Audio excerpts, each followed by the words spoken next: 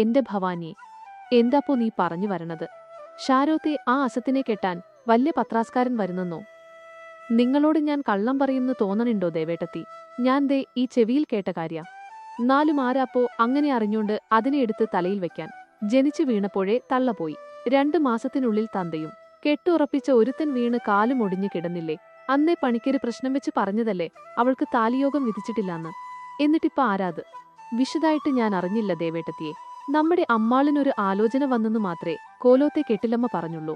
നമ്മൾ അറിഞ്ഞാൽ അവളുടെ മഹാഭാഗ്യം ഇല്ലാണ്ടാക്കിയാലോ? ദായാലും എന്റെ ഉണ്ണി രക്ഷപ്പെട്ടു. അന്ന് ആലോചന കൊണ്ട് കോലോത്തെ തമ്പ്രാട്ടി വന്നപ്പോ പറ്റില്ലാന്ന് പറയാൻ തോന്നിയല്ലോ എനിക്ക്. ഇല്ലെങ്കിൽ എന്റെ ഉണ്ണി. മഹാദേവ, ചിന്തിക്കാൻ കൂടി പറ്റണില്ല. അപ്പോഴേക്കും ഉണ്ണി വെളിയിലേക്ക് ഇറങ്ങി വന്നു. നീ അറിഞ്ഞില്ലേ ഉണ്ണി, കോലോത്തെ അമ്മാളുവിന് വേളിയായിന്ന്? അമ്മാളുവിനോ? അവന്റെ കണ്ണിൽ വല്ലാത്തൊരു നിരാശ തെളിഞ്ഞു വന്നു. ഒരുപാട് ഇഷ്ടമായിരുന്നു, പക്ഷെ വൈധവ്യം തലയിൽ എഴുതി ചേർത്ത പെണ്ണിനെ കിട്ടാൻ ധൈര്യമുണ്ടായില്ല. നീ ഒന്ന് പോയി വിവരമറിഞ്ഞു വാ ഉണ്ണി. അവളുടെ ചേട്ടൻ ഹരി നിന്റെ വലിയ അടുപ്പക്കാരനല്ലേ? അറിയണം. ആരാണ്, എന്താണ്, ഒക്കെ അറിയണം. ഉണ്ണി വണ്ടിയുമായി പോകുമ്പോഴേക്കും പുതിയ ഏഷണി അവർ പറഞ്ഞു തുടങ്ങിയിരുന്നു. ഹരി, ഞാൻ കേട്ടത് സത്യാണോ? നീ കേട്ടതെന്താന്നറിയാണ്ട് ഞാൻ എങ്ങനെയാ സത്യാണോ കള്ളാണോ എന്ന് പറയാം. അവന്റെ വാക്കിൽ നിറഞ്ഞ പുച്ഛം അവന് മനസ്സിലായി. അമ്മാളുന്റെ കാര്യാ ഞാൻ ചോദിച്ചത്. എന്തേ എന്റെ കുട്ടി ഒരു ശാപമായിട്ട് എന്നും കോലോത്തുനിന്ന് പോകുന്നു കരുതിയോ നീ? അറിഞ്ഞതൊക്കെ സത്യ. പയ്യനെ നീയും അറിയും. രുദ്രദേവ്. ഏത് രുദ്രൻ? പാറുവിന്റെ ഭർത്താവോ? അതെ, അത് തന്നെ. ഇപ്പൊ ശരിക്കും ബോധ്യായി ആർക്കാ അമ്മാളു ശല്യമെന്ന്. ഇല്ലാച്ചാ, ഒരു കുട്ടിയുള്ളവന് പെങ്ങളെ കെട്ടിച്ചു കൊടുക്കോ നീ? എന്തായാലും എന്റെ കുട്ടി ശാപമാണെന്ന് പറഞ്ഞ് അവൻ ഉപേക്ഷിച്ച് കളയില്ല.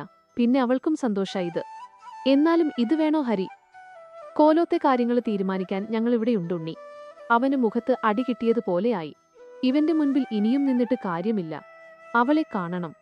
ഇന്റെ കുട്ടിയുടെ ഭാഗ്യ. എന്തോരം ആലോചന മുടങ്ങിപ്പോയതാ. ചെലപ്പോ രുദ്രൻ കുഞ്ഞിനെ കിട്ടാൻ വേണ്ടി ദൈവം ചെയ്തതാവും എല്ലാം. മുത്തശ്ശി പറഞ്ഞത് വീണ്ടും വീണ്ടും അമ്മാളുവിന്റെ മനസ്സിൽ ഓട്ടി വന്നു. എല്ലാവരും തന്നെ അപശകുനമായി കാണുമ്പോൾ ഈ കുടുംബം ചേർത്ത് പിടിച്ചിട്ടേയുള്ളൂ. അമ്മയും അച്ഛനുമില്ലാത്ത തന്നെയും ചേട്ടനെയും പൊന്നുപോലെ വളർത്തിയത് മുത്തശ്ശിയും മുത്തശ്ശനുമാണ്. രുദ്രേട്ടൻ പെണ്ണു കാണാൻ വന്നതും പോയതുമൊക്കെ വളരെ പെട്ടെന്നായിരുന്നു. ഉണ്ണിയേട്ടനോട് ഒരിഷ്ടം തോന്നിത്തുടങ്ങിയതായിരുന്നു. കാണാൻ സുന്ദരൻ. എല്ലാവരും ഒന്ന് നോക്കിപ്പോകുന്നത്ര ഭംഗിയുള്ള ചിരിയായിരുന്നു ഉണ്ണിയേട്ടന്. പുള്ളിക്കും ഇഷ്ടായിരുന്നുട്ടോ. പക്ഷേ പണിക്കര് അപ്പോഴാണ് തനിക്ക് വൈധവ്യമുണ്ടെന്ന് വിധിച്ചത്. പിന്നെ പറയണോ പുകില്. ആട് കിടന്നിടത്ത് പൂട പോലും കണ്ടില്ല. രുദ്രേട്ടന് പക്ഷെ ഈ പറഞ്ഞ പോലത്തെ ഭംഗി ഒന്നുമില്ല. കുഞ്ഞി കണ്ണൂല. ചിരിക്കുമ്പോ വിരിയുന്ന നുണക്കുഴിയുമില്ല. പെണ്ണ് കാണാൻ വന്നപ്പോ ആളുടെ മുഖത്തെ ഗൗരവം കണ്ട് ആദ്യമൊന്ന് പതറിപ്പോയി. അപ്പോഴാണ് അടുത്ത് ഒരു ചേച്ചിയുടെ കയ്യിലിരിക്കുന്ന തക്കുടുവിലേക്ക് ശ്രദ്ധ പോയത്. അറിയാത്ത ആളുകളായതുകൊണ്ടാവും ഉണ്ടക്കണ്ണൊക്കെ തുറപ്പിച്ചു നോക്കുന്നുണ്ടായിരുന്നു. ഹരിയേട്ടൻ പേര് ചോദിച്ചപ്പോൾ ചിണുങ്ങിക്കൊണ്ട് റയാൻ എന്ന് പറയണത് കേട്ടിരുന്നു. ആ കുഞ്ഞിമുഖം കണ്ടപ്പോ എന്തോ ഓടിച്ചെന്നെടുത്ത് ഉമ്മ വെക്കാനാണ് തോന്നിപ്പോയത്. അത്രയും ഓമനത്തം. വേളിക്ക് ആരും നിർബന്ധിച്ചൊന്നൂല. അമ്മാളുവേ, അവൻ നിന്നെ പൊന്നോലെ നോക്കുന്നു മാത്രം പറഞ്ഞു. ബാക്കിയൊക്കെ ഞാൻ തീരുമാനിച്ചോളാൻ. എന്തോ രുദ്രേട്ടനേക്കാൾ മനസ്സ്. അടുത്തത് ആ തക്കുടുവിന്റെ അടുക്കിലേക്കാണ്. പിന്നെ സ്വന്തം ജീവൻ പോലും വകവെക്കാതെ അമ്മാളുവിനെ കെട്ടാൻ വന്ന ധീരയോദ്ധാവിന് നിരാശ കൊടുക്കേണ്ടെന്ന് തോന്നി. സമ്മതം മൂളുമ്പോൾ ആരൊക്കെയോ തക്കുടുവിന്റെ കാതിൽ പറയണ കേട്ടു. വാവേന്റെ പുതിയ അമ്മയാന്ന്. മനസ്സ് വല്ലാണ്ട് തുള്ളിച്ചാടിയതുപോലെ. അമ്മാളുവേ, ഉണ്ണി വന്നിരിക്കുന്നു കുട്ടിയെ. മുത്തശ്ശി വെളിയിൽ നിന്ന് വിളിച്ചു പറഞ്ഞപ്പോഴാണ് അമ്മാളുവിന് ബോധം വീണത്. വരണു മുത്തശ്ശി. എന്തിനാപ്പോ കാണാൻ വന്നിട്ട്? എന്നെ വേണ്ടാന്ന് വെച്ച് പോയതല്ലേ? എന്താ ഉണ്ണിയേട്ടാ? വിളറിയ മുഖവുമായി നിൽക്കുന്ന ഉണ്ണിയുടെ മുന്നിൽ അമ്മാളു തലയുയർത്തി തന്നെ നിന്നു. അമ്മാളു. രുദ്രൻ. രുദ്രനാണോ? അത് വേണോ അമ്മാളു? പിന്നെ ഉണ്ണിയേട്ടൻ കെട്ടോന്നേ? അത് പിന്നെ പേടിയാലേ? പക്ഷെ രുദ്രേട്ടന് പേടിയില്ലാട്ടോ. എന്റെ തക്കുടൂനും ഒരു താലി കെട്ടണം എന്ന് നിനക്ക് നിർബന്ധമുള്ളതുകൊണ്ടല്ലേ അമ്മാളു? ആരും അറിയാതെ നമുക്ക്. അപ്പോഴേക്കും മുത്തശ്ശിയുടെ കൈ അവന്റെ കവിളിൽ പതിഞ്ഞിരുന്നു. ഇപ്പോ ഇറങ്ങണം ഇവിടുന്ന്. നിന്റെ വെപ്പാട്ടിയായി ഇരിക്കേണ്ട ഗതികേട് എന്റെ ഭദ്രന്റെ മോൾക്കില്ല. അവരുടെ കണ്ണിലെ തീ കണ്ടതും അടികിട്ടിയ കവിളും പൊത്തി ഉണ്ണി വാതിൽപ്പടി കടന്നിരുന്നു. ഒക്കെ നോക്കി ഒരു നെടുവീർപ്പോടെ അവള് നിന്നു. നാടൊട്ടുക്ക് വിളിച്ച് ഗംഭീരമായി തന്നെ കോലോത്തെ കൊച്ചുതമ്പ്രാട്ടിയുടെ വേളി നടന്നു. തന്നെ കണ്ട് പലരും പദം പറയുന്നതും പലരുടെയും സഹതാപത്തോടെയുള്ള നോട്ടം തനിക്ക് നേരെ നീളുന്നതും രുദ്രൻ കണ്ടില്ലെന്ന് നടിച്ചു. അച്ഛനെ കുറച്ചുനേരം കാണാതാതിന്റെയാവാം തക്കുടു വല്ലാണ്ട് ബഹളമായിരുന്നു. ഫോട്ടോയും സദ്യയുമൊക്കെ ചടങ്ങുപോലെ വേഗന്നു തീർത്തതും രുദ്രൻ ഓടിപ്പോയി കുഞ്ഞിനെ വാരിയെടുത്തു. കാറിൽ അവർക്കൊപ്പം കേറുമ്പോൾ ഇതാരാടാ ഞങ്ങളുടെ കൂടെ എന്ന ഭാവത്തിൽ നോക്കുന്നുണ്ട് കുറുമ്പൻ. ദൂരെ പട്ടണത്തിലാണ് വീട് എന്നൊക്കെ ഹരിയേട്ടൻ പറഞ്ഞു തന്നിരുന്നു. എന്താടാ വാവേ, കവിളിലൊന്നു തൊട്ടതേയുള്ളൂ, തിരിച്ചു കുഞ്ഞുകൈവച്ച് കരണത്ത് തന്നെ ഒന്ന് കിട്ടി. ഒരാളാണെങ്കിൽ അടുത്തു നോക്കിത്തന്നെ ഇരിപ്പുണ്ട്. ചെറിയ പുഞ്ചിരി ആ മുഖത്തുണ്ടോ? ആവോ, കിട്ടിയ തല്ലും വാങ്ങിച്ച് പുറത്തോട്ടു നോക്കി കാഴ്ചയും കണ്ട് അങ്ങ് മയങ്ങി. എടോ, എഴുന്നേൽക്ക്. വീടെത്തി. ആളുടെ ശബ്ദം കേട്ടാണ് കണ്ണു തുറക്കുന്നത്. ഒരു ചമ്മലോടെ വെളിയിലേക്കിറങ്ങുമ്പോൾ ആരതി ഒഴിയാനോ അകത്ത് വിളിച്ച് കയറ്റാനോ ആരെയും കണ്ടില്ല. എന്തോ അപ്പോഴേ മുഖം വാടി. ഇവിടെ ഞാനും എന്റെ മോനും മാത്രേ ഉള്ളൂ അമ്മാളൂ. മനസ്സറിഞ്ഞെന്ന പോലെ ആള് പറയുന്നുണ്ട്. അല്ല, അപ്പോ വിവാഹത്തിന് വന്നോരൊക്കെ? അവരൊക്കെ അപ്പോഴേ പോയി. അല്ലെങ്കിലും രുദ്രനും റയാനും വേണ്ടി ചെലവാക്കാൻ ആർക്കും സമയം ഇല്ലടോ. തനിക്ക് വേണമെങ്കിൽ ഞാൻ നിലവിളക്ക് കൊളുത്തിവരാം. വേണമെന്ന് പറഞ്ഞില്ല, പക്ഷെ ഉള്ളിൽ ആഗ്രഹമുണ്ടായിരുന്നു. ഇങ്ങോട്ട് കയറിക്കോ കുട്ടിയെ. അവൻ പറയണത് ഒന്നും കാര്യമാക്കണ്ട. വിളക്കും പിടിച്ച് വെളുക്കനെ ചിരിച്ച് ഒരു മുത്തശ്ശി അപ്പോഴേക്ക് വരാന്തയിലെത്തിയിരുന്നു. എന്തോ മുത്തശ്ശിയെയും വീടിനെയൊക്കെ മിസ് ചെയ്യണ പോലെ. നല്ല ജീവിതം തരണേയെന്ന് പ്രാർത്ഥിക്കുന്നതിലുപരി കൂടെ നിൽക്കുന്ന ഈ ആൾക്ക് മണ്ണ് വീണുപോലും ഒരു ആപത്തും ഉണ്ടാവല്ലേ എന്ന് പ്രാർത്ഥിച്ചാണ് അമ്മാളു വീടിന്റെ പടി കയറിയത്. മുത്തശ്ശി തന്നെ പൂജാമുറിയൊക്കെ കാണിച്ചു തന്നു. മുത്തശ്ശി ആരാ? ഞാൻ വേളിക്ക് കണ്ടില്ലായിരുന്നൂലോ. മുത്തശ്ശി കണ്ടുപിടിച്ചു കൊടുത്ത ഒരു ജീവിതം എന്റെ രുദ്രനു വാണില്ല. അവനായിട്ട് കണ്ടുപിടിച്ചു കൊണ്ടുവന്നതിന് സാക്ഷിയാവാൻ എനിക്കും യോഗമില്ലാതെ പോയി. കാലിലും കൈയിലുമൊക്കെ ബെൽറ്റിട്ടേക്കാ കുട്ടിയെ. അപ്പോഴാണ് ഏന്തി വലിഞ്ഞ അവരുടെ നടത്തം അവളും ശ്രദ്ധിക്കുന്നത്. ഒക്കെ മാറൂട്ടോ. അമ്മാളുവിന്റെ കവിളിൽ അവര് മെല്ലെ തഴുകി. എന്റെ രുദ്രന് ചേർന്ന പെണ്ണ്. മുത്തശ്ശിയോടെന്താ രുദ്രേട്ടാ മിണ്ടാണ്ട് കയറിയത്? അവൻ റയാനെ എടുത്തുകൊണ്ട് റൂമിലേക്ക് കയറിപ്പോകുന്നത് അവള് കണ്ടിരുന്നു. ഈ വീടിന്റെ ശാപമാണ് ഈ മൗനം. എനിക്ക് പറ്റൂലാട്ടോ. എനിക്കെപ്പോഴും മിണ്ടിക്കൊണ്ടിരിക്കണം. കണ്ണും മിഴിച്ചു പറയുന്നവളെ രുദ്രൻ നോക്കി നിന്നു. വേണ്ട, റയാന് ഒരു അമ്മ. അതിലപ്പുറമൊന്നും വേണ്ട. നിന്നെ എന്താ എല്ലാരും അമ്മാളു എന്ന് വിളിക്കുന്നത്? എന്റെ അമ്മ പറയാറുണ്ടായിരുന്നു, മോളാണെങ്കിൽ അമ്മാളു എന്ന് വിളിക്കണമെന്ന്. എനിക്കും അതാട്ടോ ഇഷ്ടം. സ്കൂളിലൊക്കെ കുട്ടിയോള് നീട്ടിപ്പരത്തി ശിവഗംഗാന്ന് വിളിക്കുമ്പോ എനിക്ക് തന്നെ ദേഷ്യം വരും. അതും പറഞ്ഞ് അമ്മാളു പൊട്ടിച്ചിരിച്ചു. നീ പോയി വേഷം മാറ്. അപ്പുറത്ത് ബാത്റൂമുണ്ട്. മോൻ, അവൻ നല്ല ഉറക്കമാണ്. ഇപ്പോ വിളിക്കണ്ട. ആള് പറഞ്ഞതല്ലേ, ഒന്ന് കുളിച്ചുകളയാം എന്നു കരുതി ബാത്റൂമിൽ കയറി. ശരിക്കും നീരാട്ട് കഴിഞ്ഞാണ് ഇറങ്ങിയത്. അപ്പോഴും തക്കുടു നല്ല ഉറക്കമാണ്. കണ്ടപ്പെന്തോ കുശുമ്പ് തോന്നി. നനഞ്ഞ മുടികൊണ്ട് അവന്റെ മുഖത്ത് വെള്ളമിറ്റിച്ചതും ആള് ചാടി എഴുന്നേറ്റു. പെട്ടെന്ന് മുന്നിൽ പുതിയ ആളെ കണ്ടപ്പോ കരയാൻ എന്ന പോലെ ചുണ്ടൊക്കെ കൂർത്തു വന്നതാണ്. ഈ സാധനം അല്ലേ ഞങ്ങടെ കൂടെ വണ്ടിയിൽ വന്നത് എന്ന് ഓർമ്മ വന്നിട്ടാവാം കൂർത്ത ചുണ്ടിൽ ഒരു ചിരി വന്നത്. എന്താ നോക്കണത്? ഞാനേ വാവേന്റെ അമ്മയാ. അമ്മ. എന്തോ മാറിൽ തിങ്ങിവിങ്ങുന്ന പോലെ. പക്ഷേ ചിരിച്ചിരുന്ന ഒരാളുടെ മുഖം വീണ്ടും ഇരുണ്ടു. എന്താ വാവേ? ഒന്നു കൊഞ്ചിക്കാൻ ചെന്നതും അവൻ കൈകൾ തട്ടിമാറ്റി. വാവേന്റെ അമ്മ ചീറ്റയാ. അവൻ പറഞ്ഞത് എന്തെന്ന് മനസ്സിലാക്കാൻ സമയം കുറേ വേണ്ടി വന്നു. എന്താ? ചീറ്റ. 3 or 4 വയസ്സുള്ള കുഞ്ഞ്. അവന്റെ മനസ്സിൽ അമ്മയെക്കുറിച്ച് ഇത്രയും വിഷം. അവൾക്ക് രുദ്രനോട് ആദ്യമായി ദേഷ്യം തോന്നി. ആഹാ, എന്റെ പൊന്നെഴുന്നേറ്റോ. അപ്പോഴേക്ക് രുദ്രൻ വന്ന് റയാനെ എടുത്തിരുന്നു. റയാന്റെ അമ്മയ്ക്ക് എന്തു പറ്റിയതാണ്? ആരും പറഞ്ഞും കേട്ടില്ല, അന്വേഷിക്കാനും തോന്നിയില്ല. വെറുതെ കഴിഞ്ഞ കാര്യങ്ങൾ അറിഞ്ഞിട്ട് എന്തിനാണ് എന്ന് ഓർത്തതേയുള്ളൂ. പക്ഷേ പാർവതി എന്നാണ് പേര് എന്നും ആള് ഹരിയേട്ടന്റെയും ഉണ്ണിയേട്ടന്റെയും കൂടെ പഠിച്ചതാണെന്നും ആരോ പറഞ്ഞിരുന്നു. നേരത്തെ കണ്ട കുട്ടിത്തം അവളുടെ വാക്കിലില്ലെന്നു കണ്ടതും രുദ്രൻ റയാനെ ബേബി ചെയറിലിരുത്തി അവളുടെ അടുത്തേക്ക് നടന്നു. അവന്റെ അമ്മ ഇപ്പോഴുമുണ്ടമ്മാളു. എവിടെയാണെന്ന് എനിക്കറിയില്ല. അന്വേഷിക്കാനും പോയില്ല.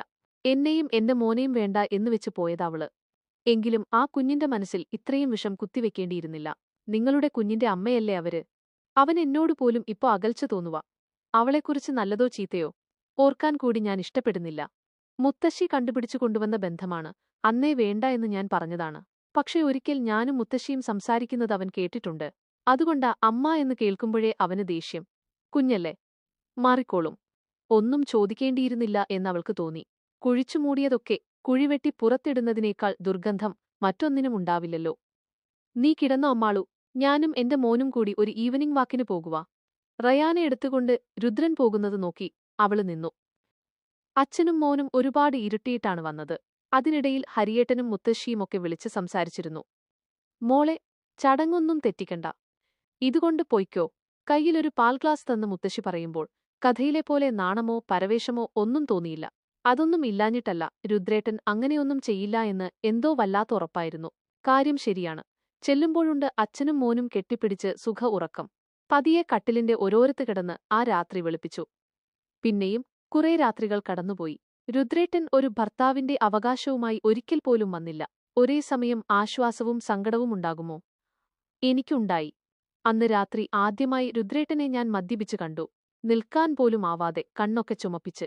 റയ്യാൻ പോലും അത് കണ്ട് കരയാൻ തുടങ്ങി. അപ്പൊ പിന്നെ തന്റെ കാര്യം പറയണോ? രുദ്രേട്ടൻ കിടന്നോ? ഞാൻ മോനെക്കൊണ്ട് അപ്പുറത്ത് പൊയ്ക്കോളാം. വാശിയോ പരിഭവമോ ദേഷ്യമോ എന്തായിരുന്നു പോ? അറിയില്ല. റയാനെ എടുക്കാൻ ചെന്നപ്പോഴാണ് ഇടുപ്പിലൂടെ ഒരു കൈ വന്നു മുറുകുന്നത്. ഛർദ്ദിക്കാൻ വന്നുപോയി. അല്ലെങ്കിലും എനിക്ക് ഈ മണം ഇഷ്ടമല്ല. എനിക്കൊരു മോളെ തരുവോ അമ്മാളു നീ? എന്റേതെന്ന് പറയാൻ. എന്നെ അച്ഛാ എന്ന് വിളിക്കാൻ.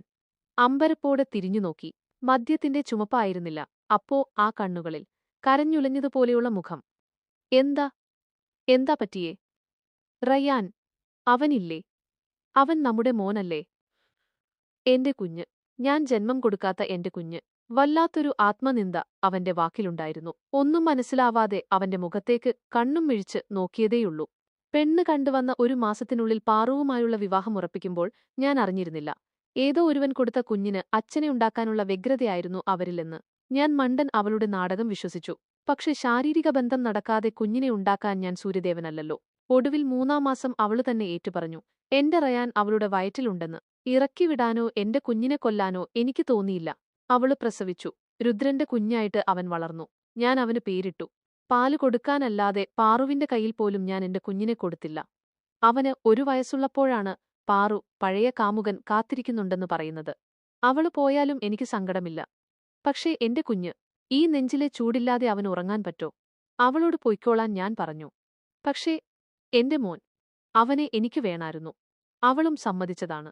എന്നിട്ടിപ്പോ അവൻ ഉപേക്ഷിച്ച് ഒറ്റയ്ക്കായപ്പോ അവൾക്ക് എന്റെ റയാനെ വേണം പോലും. പാറു മടങ്ങി വന്നെന്നും ജീവിതത്തിൽ തനിച്ചായിപ്പോയ അവൾക്ക് കുഞ്ഞിനെ വേണമെന്ന് പറഞ്ഞെന്നും അമ്മാളുവിന് മനസ്സിലായി. തക്കുടു ഇല്ലാതെ തനിക്ക് പോലും പറ്റുമോ എന്നറിയില്ല. അപ്പൊ പിന്നെ ഈ ഒരു മനുഷ്യന്റെ കാര്യം. അവന്റെ ഉള്ളിലെ തീ അവളിൽ ശമിപ്പിക്കുമ്പോൾ ഉടലും ഉയിരും വേർപെടുന്ന പോലെ അമ്മാളു പിടഞ്ഞു.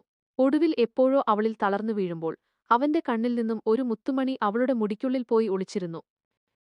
രുദ്രേട്ടാ, റയാന് നിങ്ങള് കൊടുക്കുന്ന പോലെ ഒരു നല്ല ജീവിതം കൊടുക്കാനാവുമോ എന്നെനിക്കറിയില്ല. പക്ഷെ ഇപ്പൊ എനിക്ക് ഇവൻ മാത്രേ ഉള്ളൂ. എന്റെ കുഞ്ഞിനെ എനിക്ക് തരണം. ആ കണ്ണിൽ പ്രതീക്ഷയാണ്. കൊണ്ടുപൊക്കോളൂ. അല്ലെങ്കിൽ തന്നെ അവനിൽ എനിക്ക് എന്തവകാശമാണ് വാദിക്കാൻ?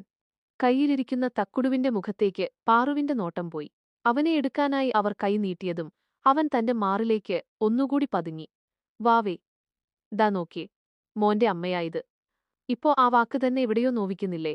തക്കുടു അത്ഭുതത്തോടെ തന്നെയും അവരെയും മാറി മാറി നോക്കുന്നുണ്ട്. അവന്റെ ഉള്ളിലെ അമ്മയ്ക്ക് തന്റെ മുഖമല്ലേ? അവൻ തന്റെ തോളിലേക്ക് വീണ്ടും ചാഞ്ഞതും അത് കണ്ടുനിന്ന പാറുവിന്റെ മുഖം വാടി. അമ്മാളു അല്ലേ വാവേന്റെ അമ്മ? നെഞ്ചില് എവിടെയോ ഒരു കൊളുത്തി വലിക്കൽ പോലെ. ഈശ്വരാ, എന്തു മറുപടി കൊടുക്കും? ഞാൻ പിന്നെ വരാം. നിറഞ്ഞ കണ്ണുകൾ എല്ലാവരിൽ നിന്നും മറയ്ക്കാനാണ് പാറു നോക്കുന്നത് എന്ന് അപ്പോഴേ മനസ്സിലായിരുന്നു. നിക്ക്. ഇവനെയും കൂടി കൊണ്ടുപോ. എന്റെ മകനായിട്ട് തന്നെയാണ് ഞാൻ ഇത്രനാളും ഇവനെ നോക്കിയത്. ഒരുപക്ഷേ ഈ കഴുത്തിൽ കിടക്കുന്ന താലിക്ക് പോലും ഇവനാ കാരണം. പക്ഷേ സ്വന്തം അമ്മ ജീവിച്ചിരിക്കുമ്പോൾ എനിക്ക് ഒരിക്കലും നിങ്ങൾക്ക് പകരമാവാൻ കഴിയില്ല.